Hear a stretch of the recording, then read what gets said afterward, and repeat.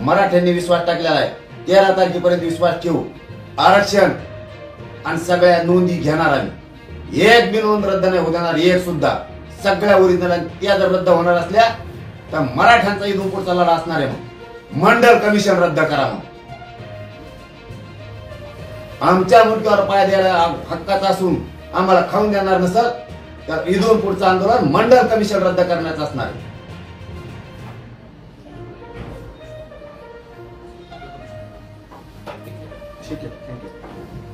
त्यांना लेखी देण्यात आलंय, त्यामध्ये असं लिहिलंय, इतर मागासवर्ग समाजावर कुठल्याही प्रकारे अन्याय होणार नाही, तसेच इतर मागासवर्ग प्रवर्गाच्या आरक्षणाला धक्का लागणार नाही याची शासन दक्षता घेईल.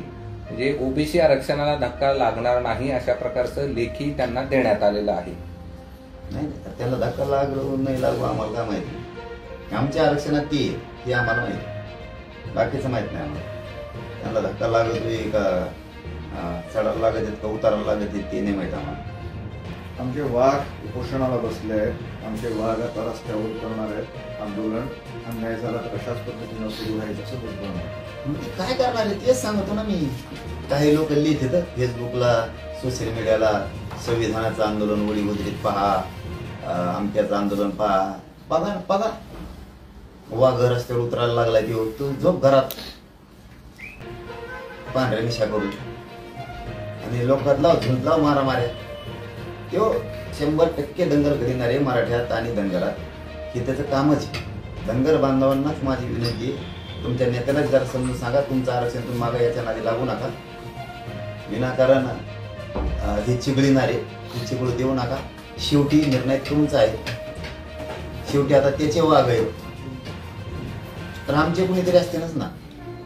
त्याला काय बोलावं हे कळत नाही, तो सारखं काहीतरी बोलत राहतो. तुला काय कळत आहे? तुला काय कळत आहे?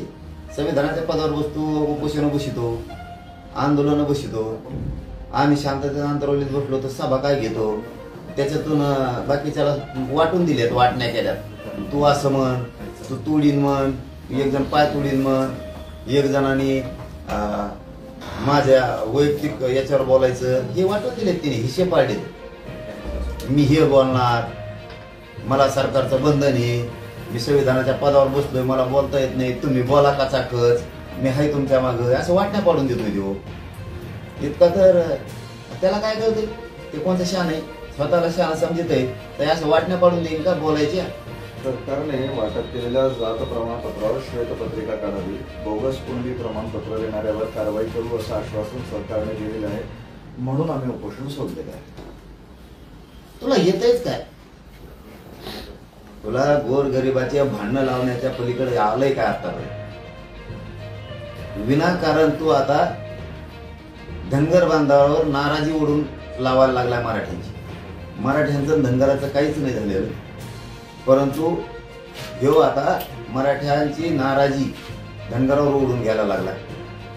धनगर बांधवांनी समजून घेतलं तर चांगली गोष्ट राहील, नाही घेतलं तर त्यांचा विषय राहिला. आमच्या ओरिजिनल नोंदी आहेत, तुम्ही कसं काय म्हणतात की मराठ्याला आरक्षण देऊ नये ते खोटं आहे?